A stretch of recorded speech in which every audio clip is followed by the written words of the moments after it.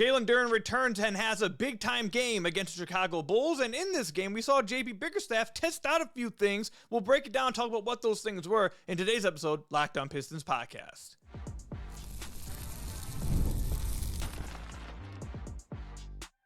You are Locked On Pistons, your daily Detroit Pistons podcast, part of the Locked On Podcast Network, your team every day.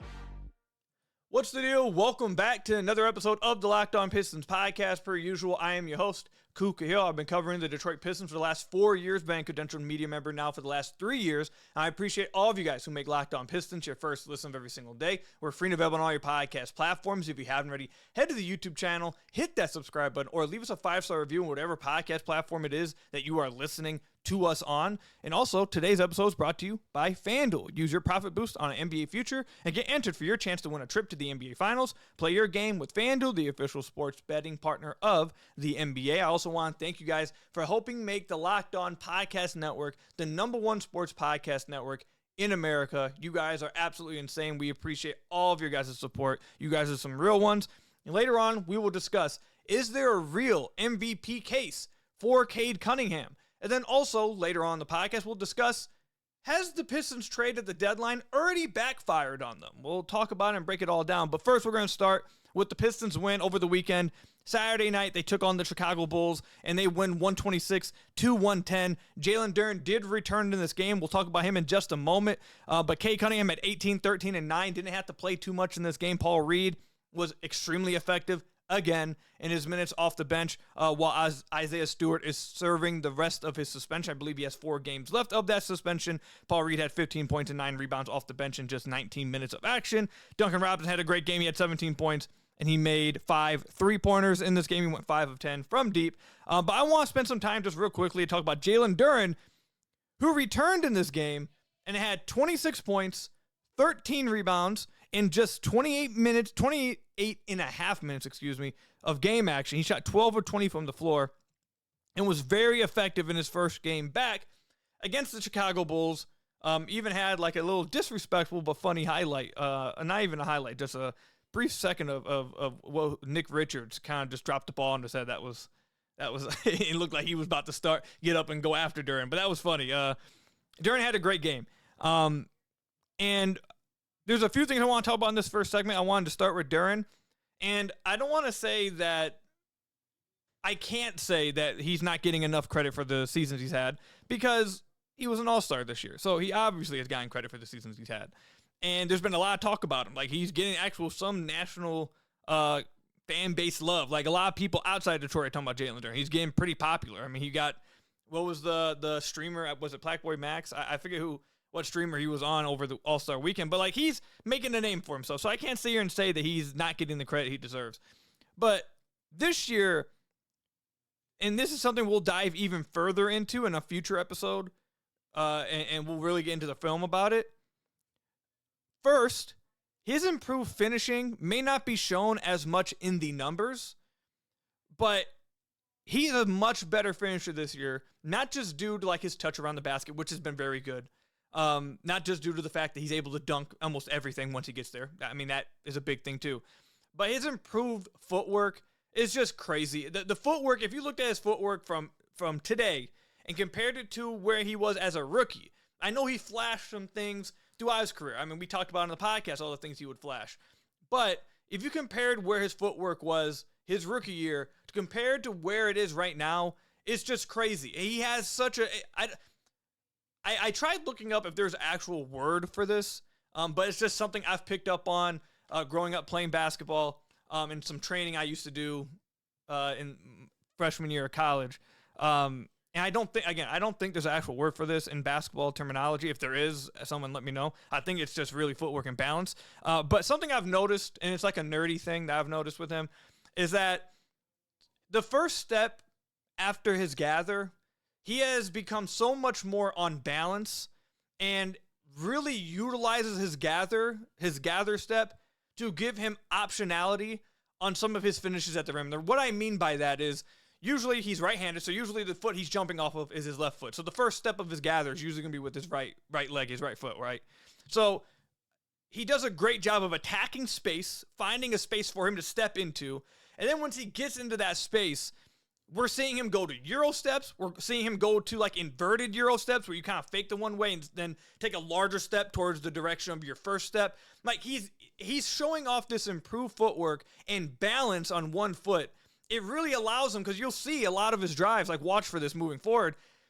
After his first step, it's not like a slow step. It's not like Nembhard where he's like stopping in midair or anything, but he usually slows down after the first step to where he can gather himself. He tries to use his body to try and knock somebody off of him, but he also uses it to, okay, I'm going to slow down just a little. Do I want to Euro step back? Do I want to step through? Do I want to go with an inverted Euro step? And it just gives him this optionality that it's one of those subtle things. Again, I'm a nerd for probably picking up on it, but it just showcases the balance and footwork. I really would love to see someone ask him about it. If I could, I'd love to ask him about it after one of these games I'm at. I might do that coming up, but you can tell that he's really worked on his footwork, and it's made the finishes around the rim so much more cleaner instead of just going straight into guys and then having to do a hook shot or try to finish through a tough contest. I'm not saying he's speeding by people, but when you watch him attempt some of these finishes at the rim, sure, there may be someone on his side at times, but when you see him go up and lay it up with his right hand, or he doesn't really go for left-hand finishes, but when he does, like you see, it's really a clean look. Guys may be on his side, he may get some contact, but almost every time he's going up with a shot around the basket on a drive from him, he's creating enough space at the rim to where if he misses it, he just feels like he missed it because it's a clean look and no one's really getting to his hand, no one's really getting to the ball, no one's really blocking his view of the rim. He's getting clean looks off almost every time he gets to the basket. And I think a lot of that has to do with this improved footwork and his improved balance. So I just wanted to shout that out. It's something I've noticed, and it's really dope. I wonder how much he really worked on it, or if it's just something that came naturally to him. I really like to talk about it because it's very impressive for a guy of his size to be that agile, to have that type of balance, along with strength and touch. Like it's very unique. So I wanted to shout that out. He's having a fantastic season, but that was something I just noticed in this Bulls game, and he just dominated the Bulls. They had nothing. Jalen Smith had nothing for him. Like I said earlier, Richards had nothing for him. So this was an incredible game from Duren, but I wanted to shout out that subtle detail that I've noticed. Specifically, I noticed in this Bulls game that I kind of picked up on. The other thing I wanted to discuss real quickly before we move on to Cade Cunningham and whether he has a case for MVP. Over the last week and a half or so since the All-Star break, I've talked numerous times about what I want to see from this team in the second half of the season or post-All-Star break. It's way past second half of the season, but post-All-Star break. And I said that I really wanted to see this team utilize Ausar Thompson in different ways, understanding that when the playoffs roll around, they're going to probably put a big on him, or they're probably going to put a weak defender on him and have him roam or anything like that. They're going to try to make a defensive coverage off of him and kind of test things out and figure out, hey, can we do this? Is this something we can trust that we can go to? Can we go to here? Can we go to there? Because the answer cannot be just sitting him in the playoffs. Like, you have to play him. He's too impactful. So I really wanted them to try, test things out because we've seen his role scale down as the seasons went on. And coming out of the All-Star break, they used him very differently in this game. And you got mixed results. I want to read JB Bickerstaff's quote after the game when he was asked about it. First of all, I'm really happy. I don't know who asked about it, but thank you for asking JB about Ausar's role offensively. This is what JB had to say after the game. He said, quote, "He's got the ability to play with the ball in his hands and make the right play. He has the ability to draw the defense, get to the paint, and play off his instincts, whether it's to cutters or sprays." When he says sprays, he's talking about driving kicks to the three-point line. He's just dynamic with the ball in his hands. The tempo changes when the ball is in his hands. He plays with a force and a speed that puts pressure on the defense. I thought he was really good tonight, end quote. So Ausar in this game, as you could tell from that quote, they used him on the ball quite a bit, and they let him very early in this game run the offense. Not when I say run the offense, that a lot of people will think that, oh, you were letting him go ISO and run a bunch of. That wasn't what it was. They were kind of letting him just run as the point guard and let Ausar or Cade play off the ball, come off pin downs, let Ausar run the action and get Cade off ball and come off some action to where he gets some easier looks. And you saw them really. It felt like a point of emphasis off of defensive rebounds, get the ball to Ausar and let him push. And like I said, you got mixed results here. As a playmaker, I thought he was incredible in this game. He had 8 assists in this game. He only had 2 turnovers, so a 4-to-1 assist to turnover ratio. he had some really great transition finds to Ron Holland, to Cade Cunningham, to Jalen Duren. Like, he had some very, very good transition finds. Even within the half court, you saw him touching paint over and over again and finding guys outside of the three-point line. You found him hitting cutters, like JB said. So as a playmaker and as a passer, you really saw like his like JB said, his instincts, his feel for the game, and being able to anticipate defenders really well as a passer. That really popped off the screen, and it was a really good, from that perspective, it went really well, I would say. As a scorer, it was not very great. He wasn't very efficient in this game. He was 4 of 12, but you did see him shoot a three, which was I think that might be his like first actual half-court three in like weeks, months maybe. He was 4 of 12 from the floor. 4 of 11 on twos. Rewatching the game, I don't feel like he missed. I think he maybe had 2 to 3 looks that you would probably consider just straight up bunnies. That maybe maybe not straight up bunny. One of them was like a spinning fade right in front of the rim. Either way, the scoring part of it wasn't the greatest of it, or the greatest thing. However, this is why I wanted to pull up, because you'll see that he was 4 of 11 on twos and be like, see, this is why he can't handle the ball, have the ball in his hands. But I think that's the exact opposite of what you should take away from this. I think JB kind of hinted at this, and I've talked about this on the podcast before numerous times. Ausar, an aggressive Ausar, the Pistons' best half quarter of the season was the first 15 games where Ausar was uber aggressive and they put the ball in his hands. And that was during a time when he was shooting, 47% from the free throw line. And their half-court offense I was talking about. Like, the half-court offense had the highest offensive rating it had all year during that stretch. And this was when he was not making free throws. And he was scoring around 14, I think, a game. But it wasn't like it was on uber efficiency. But it translated to really good half-court offense for the Detroit Pistons, because an aggressive Ausar that forces the defense to actually guard him, forces defense to pay attention to him, and an Ausar that's getting to the paint. And whether that's then spraying out for passes and for assists, or simply getting the ball on the rim after you force the defense to rotate, creates really good offense for the Detroit Pistons that allow either a finish for him or an offensive putback for Jalen Duren once the defense rotates. Or, again, you're allowing Ausar to create open looks, not just for Duncan Robinson, but for Cade. Cade hit 3 threes, and he attempted quite a bit of catch-and-shoot threes in this game. And in this game, they had an offensive rating when he was on the floor of 130. So even though he himself wasn't uber efficient in this game, it still was an overwhelmingly positive, net positive, because of what simply him being aggressive does to the offense.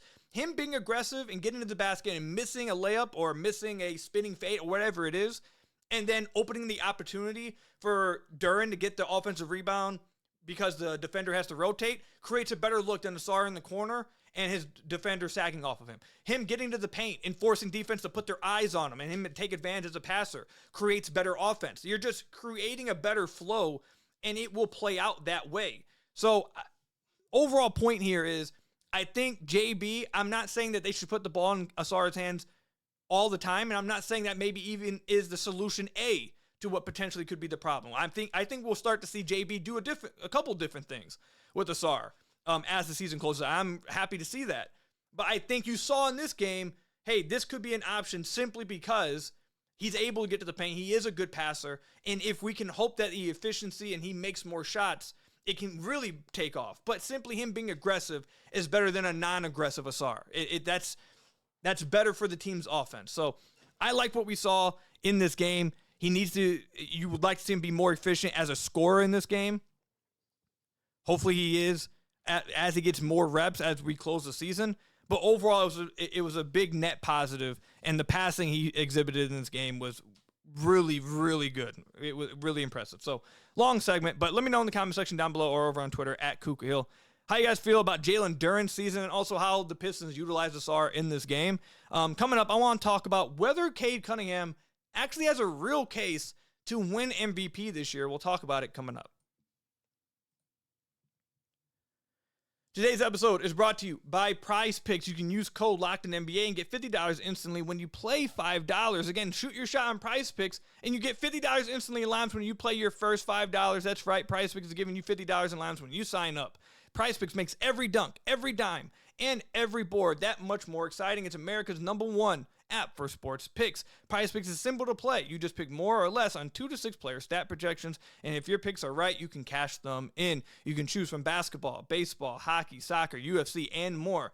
Plus, they've got features like early payouts and flex play, so you've got options while the game is still happening. My favorite part of this is the flex play, because with Prize Picks, you don't have to go with everything on your where you pick more or less 2 to 6. Some of them can be wrong. And with the flex play, you can still make a payout here. It's not all or bust here. That's probably my favorite thing about Prize Picks. I've utilized it, and that is, like I said, by far my favorite aspect of it. You can download the Prize Picks app today and use code LOCKEDINNBA. You get $50 in lineups after you play your first $5 lineup. That's code LOCKEDINNBA to get $50 after you play your first $5 lineup. Prize Picks, it's good to be right.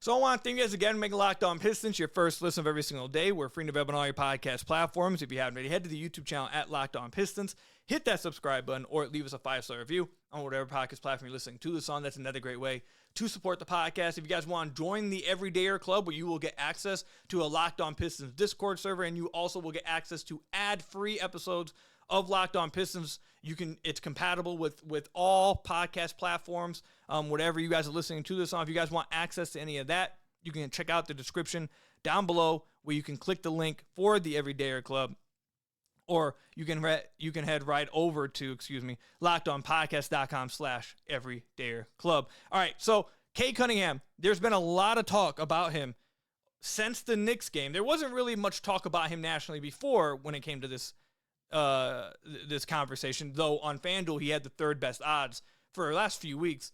But since the Knicks game, there has been a lot of talk about Cade Cunningham potentially winning MVP this season, which in and of itself is incredible improvement, and incredible to see that the Pistons have that type of guy, and for that guy to get this type of recognition that he is getting, it is big time. And there's no other words to say. I don't know what else to call it other than big time. It's absolutely amazing to see. And with that, there's been I've seen a lot of arguing going on and a lot of discourse about Cade amongst the NBA community. On podcasts, on Fox Sports, on ESPN, everywhere. People are really, this is really becoming a discussion of, hey, does Cade have an MVP argument? Like, where should Cade place in the MVP conversation? Like, it's been talked about quite a bit. So I wanted to give my thoughts real quick.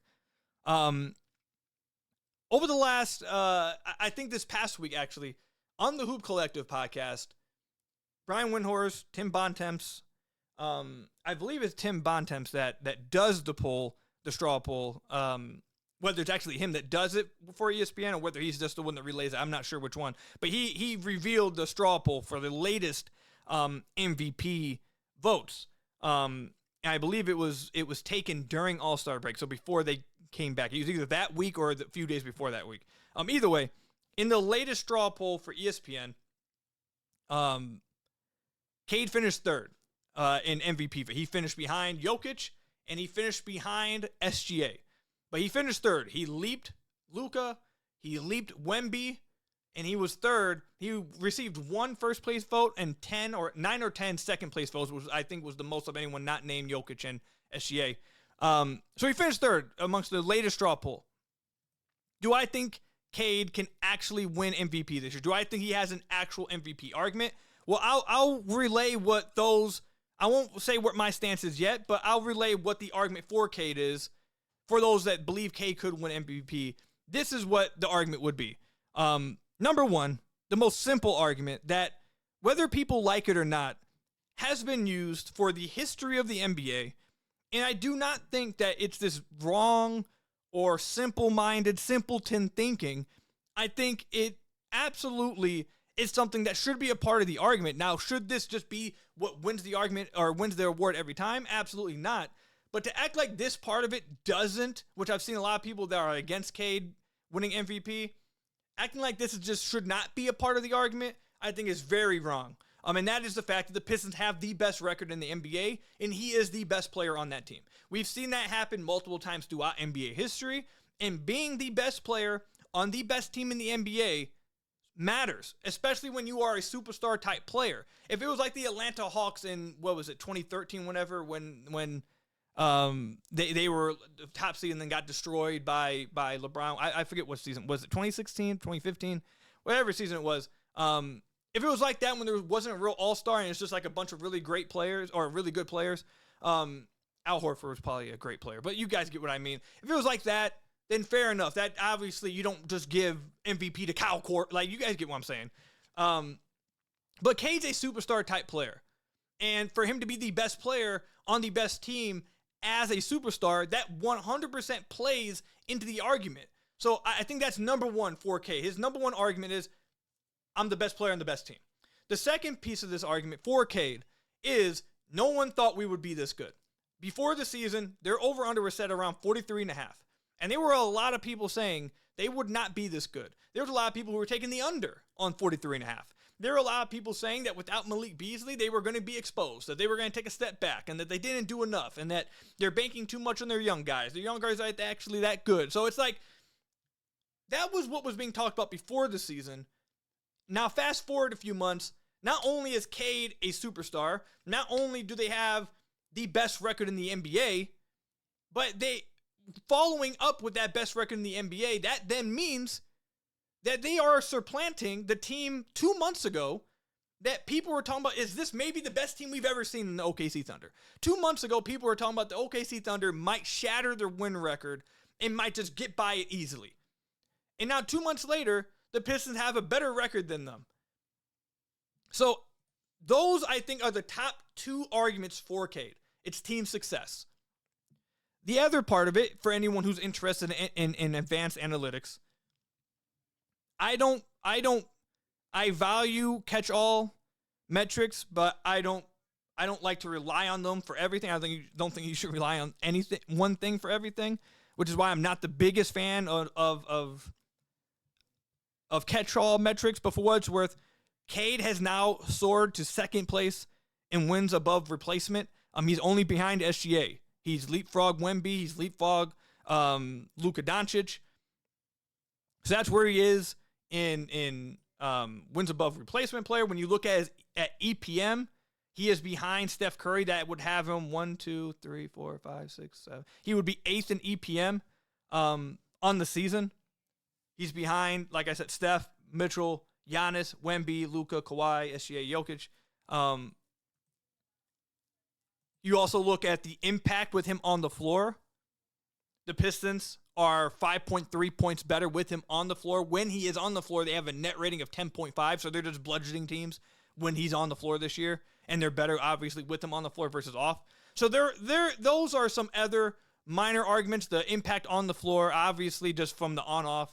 The fact that he soared where he's gotten to and wins above replacement. Not many other advanced stats has Cade, like top 3 or anything. But he's been favored pretty heavily. Like top 8 is still really favorable, according to some of these catch-all metrics. And just look at the basic box score numbers. He's scoring 25.5 a game while being second in the NBA in assists. He's carrying a lot of the Pistons' offense. When he's on the floor, the Pistons have a 121 offensive rating. When he is off the floor, that falls to 112. He is carrying their offense. Now, I push back against the idea that the Pistons have this bad team around him. They're terrible, and people just think, oh, they're actually trash. Like, I completely and utterly disagree with that. But what is true 100% is Cade is carrying a lot of the offensive load, and the offense surviving when he's on the floor and playing how it has when he's on the floor is mostly because of him. And when he's off the floor, you see how much it impacts. So he has a huge impact, enormous impact on the Detroit Pistons winning as much as they have this season, being the best team in the league. With that said, do I think that Cade has enough to actually win the MVP this year? I don't think he's going to win MVP this year, nor do I think objectively he should win the MVP. I think Cade is 100% deserving of being in the argument. I think he's 100% deserving of being third in MVP voting right now, which should not be viewed as a negative, which should not be viewed as a bad thing. That should be an overwhelming, utter success that we're seeing here in February saying Cade Cunningham should be third in MVP voting. Like, that is an overwhelming success and a huge respect to what Cade's done this year. However, I think at least for me, I don't want Cade, or at least I don't want to do this to Cade. I do not want to set Cade up for slander and for him to start getting hated on by people because I go overboard with the love for him and the credit to him. I think having him third in MVP voting is where I would have him. And I think he's absolutely leapfrog. I think he's had a better season than Luka, despite the scoring volume. I think Luka has been a better scorer, but despite that, I think Cade's been just as good of a playmaker, if not better. I think he's been the better defender, and he's having a larger impact on winning on his team. So I think that he should be higher than Luka. I think I would right now put him above Wemby. So that's where I would go with Cade, but I can't go as far as saying putting him above SGA. Jokic has slipped, honestly, a little bit. Actually, while I say that, I think actually today he kind of bounced back and almost had a triple-double with 40 points. So I'm pretty sure I just saw that. So I might be wrong to actually bring that up right now. I think Jokic just went crazy. He had 35, 20, and 12. So maybe he snapped out of it. But since coming back from injury, he actually had slipped a little bit. So if that kept going, maybe he could have leapfrogged Jokic even. But what SGA is doing this year, if I were to come on here and say, yeah, Cade's better than SGA, he should be ahead of SGA in MVP if SGA actually hits the 65-game rule. Now, if Jokic and SGA don't hit 65 games, I think Cade should be the favorite. He should 100% win. That's my vote. But I'm not going to come on here and get biased and put Cade in a position where people are slandering him because they're like, oh, you're going too far with it. Now we have to really go after him. Because SGA is having, yet again, one of the best seasons we've ever seen from a scoring guard. He's scoring 32 points and 67 true shooting. Like, this is one of the most efficient seasons we have ever seen. He's averaging 32 points on 55 shooting from the field. He's shooting 55% from the field, 39% from deep, and almost 90% from the free throw line. And he's also part of the second best team, has the same amount of wins as Cade. SGA is, and again, this shouldn't be viewed as disrespect at all to Cade. SGA at this point in time is better than Cade Cunningham, and that's fine. SGA is literally having back-to-back seasons that only rival Michael Jordan's level of scoring and efficiency from the 90s. That's the only player that's rivaling what SGA is really doing. I mean, Harden maybe. But SGA is he's having an insane season. So if SGA is able to get to 65 games, I do think he should win MVP, and the latest straw poll had him winning pretty convincingly. And I think that's fair. I think that's right. OKC probably will either finish first or second in overall record. And the season that he's having individually, he deserves that. I don't think that's a wrong thing to say. So I think Cade, my stance is Cade 100% deserves to be in the conversation when you talk about MVP guys. He deserves, I think, to be third in MVP votes. I think the latest straw poll has it correct. And if they miss 65 games, Jokic and SGA, I think it should be Cade that wins MVP, 100%. But I can't sit here and say that he deserves it over SGA. I think SGA is the MVP, and as long as he gets to 65 games, I think he'll rightfully 100% deserve it. And that shouldn't do anything to Cade's season or minimize it at all. He's been utterly fantastic, and I cannot be any more complimentary of how Cade's played this year. He's been tremendous, and the Pistons have a superstar, a bona fide superstar, and it's okay that if he doesn't win MVP this year, because it could happen next year. I think it may happen at some point, maybe even next year. Like I said, he's an MVP caliber player right now. I just don't know if he deserves it over SGA at this point. Let me know.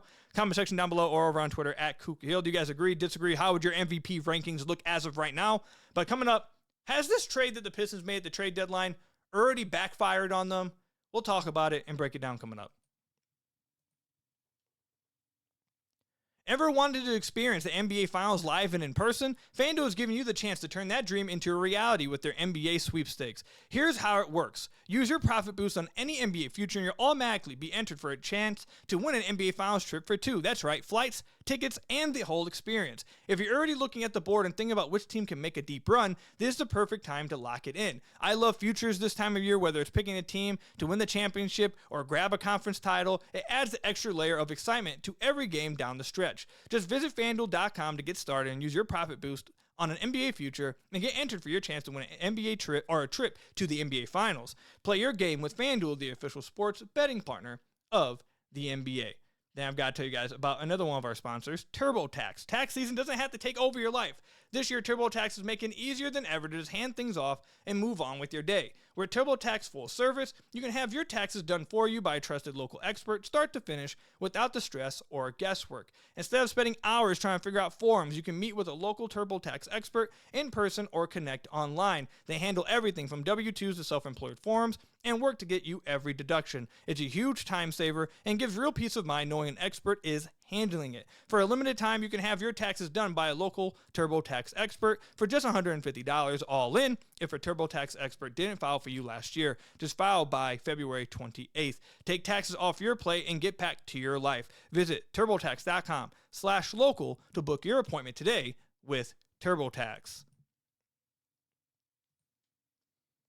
So I want to thank you guys again for making Locked On Pistons your first listen of every single day. We are free and available on all your podcast platforms. If you haven't already, head to the YouTube channel at Locked On Pistons. Hit that subscribe button or leave us a 5-star review on whatever podcast platform you're listening to this on. A little bit of a lengthy podcast here today. I do want to quickly shout this out.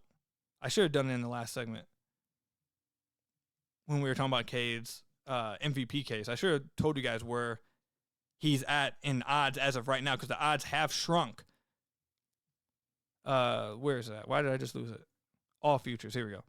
He has now closed the gap to plus 1,400. Actually, Wemby, this past performance, just jumped over him for third place. I think if you were a betting person, I think Cade or Victor would be a pretty good bet, honestly, because there's a good chance that Jokic or SGA could miss the 65-game rule, and you could get really good odds on that right now. So that's where I would be looking at. But I just want to give you guys that update real quick of where Cade is at. He's at plus 1,400, right behind Wemby, Jokic, and SGA, who is by far the favorite right now.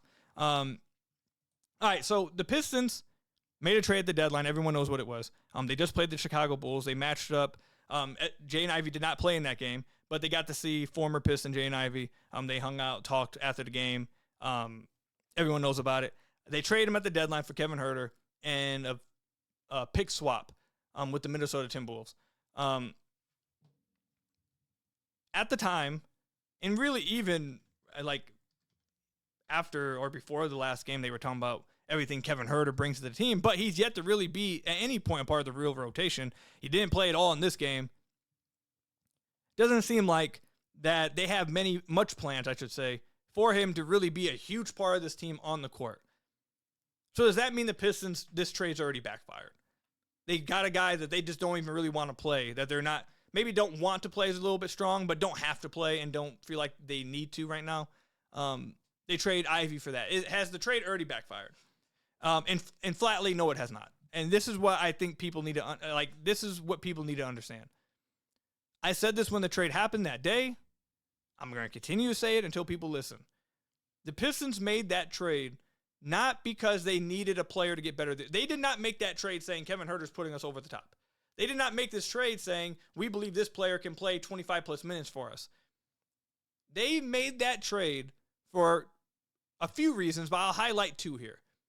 One, they were done with the Jaden Ivey experience. That's just what it was. Not going to comment on it any further than that. But from obviously the trade they made, and obviously everything I had heard weeks leading up to it, they were done with the Jaden Ivey experience. They wanted to move on. They knew he probably would like to move on as well. He wasn't as happy, and they just wanted to move on. They had no plans of paying him this offseason.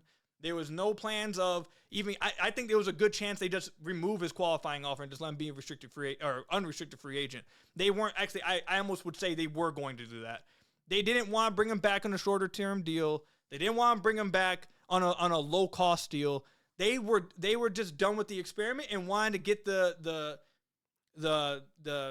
attention out of because there was a lot of talk constantly after every game about, hey, why is he going to play more? Is he still on a restriction? When's he going to do this? They didn't think highly of him at that point any longer, and they didn't want to have to deal with that anymore. And they knew he was also unhappy. It probably would want a free start somewhere else as well. So that's why that was the entire motivation to that trade. That number one was the whole reason of just moving on from him. Number two, they wanted to clear room for Danish Jenkins. And that's what I don't think people are understanding. They didn't trade Ivy to then go get somebody to take Ivy's minutes. They traded Ivy so they could free up those minutes for Danis, who they then put on an actual NBA deal. and made him a part of the legit NBA roster. That was the motive behind the trade. Free up minutes for Danis, give him all those minutes, and then also they were done with the experiment. It was best for Ivy to move on, and they wanted to move on as well. That was the point of the deal. Along with this, people are just like kind of moving to the side or pushing to the side the pick swap the Pistons have. I want to hit on this point, and then we'll wrap up the podcast because we are going a bit long, and Nick and David might call me and be like, hey, man, what's going on? As of right now, the Pistons would jump from 30th to 21st in the draft. That is a big jump. And this is such a big deal for a team that could potentially be 30th in the draft and get the jump to 21st. When you are a contending team, when you are a team that knows you have bills that are coming up, Jalen Duren extension, Ausar Thompson extension, you already got Cade on his max extension. You know that you're probably going to eventually, Isaiah Stewart, I even skipped him. They're going to extend Stu. We know that they are probably going to extend Ron. However much money these eventually end up being, we know that they want to extend these guys. And they are already planning for that. When you have that much salary tied up in your best players, and you are a contending team, especially in this new CBA, what is so important is that you are able, as a championship contending team that is consistently going to be picking in the 20s or later, mostly in the 25s or later, is that you are able to hit on picks like these and get impact players for cost control, for they are low cost, and you have them controlled for a while at low cost. That is super important for teams like the Detroit Pistons that they now find themselves in. So being able, as a contending team, as a championship caliber team, as the best team in the league as of right now, with the 30th pick, to go from 30th to 21st in this draft that everyone loves, to be able to jump that far and be able to have a better pick of somebody that you believe could be an impact player for very cheap and young and to build up, that is a huge deal. This is where the Pistons are going to have to start hitting on guys because they're not going to have just a bunch of money to be able to spend anymore. You have to be able to hit on the margins and improve your team through the draft now. That's where they're going to have to hit. Look at what the OKC has done. They have found guys consistently in the second round, at the end of the first round, undrafted, to contribute and be legit impact players, a part of the roster, part of the rotation for cheap costs. So they now can extend SGA, J-Dub, Chet. Like, they're able to pay these guys because they get cost control players. You go throughout all these competitive teams, that's how you remain competitive. That's how you remain title contenders. So moving up potentially 9 spots is a huge deal. So the fact that you got that in return for a player that you were just done with and that you were not even going to really extend the qualifying offer for this offseason, you were basically just going to let him go. That is a worthy trade, even if Huerter doesn't play. Because the person they wanted to play in general wasn't really Huerter to begin with. It was Danis. And now you get minutes for Danis, and you get this first pick, and you get this pick swap. No, the trade hasn't backfired because Huerter to the Pistons wasn't really the crowning thing of this at all anyways. It was a cherry on top, and it ends up being really good, then great. He fits. Maybe he could make his shot starts hitting, then he's great. But that would have been just the cherry on top. That wasn't really the big motivation behind the trade to begin with. So that's my thoughts on that. Let me know what you guys think in the comment section down below or around Twitter at Khahil. That's all I've got for you guys today. Thank you guys for making Locked On Pistons your first listen of every single day. Free and available on all your podcast platforms. Hit that subscribe button to the YouTube channel. Leave us a 5-star review, whatever podcast platform you're listening to this on. And until next time, I will see you guys later. Stay safe out there, and peace out, everybody.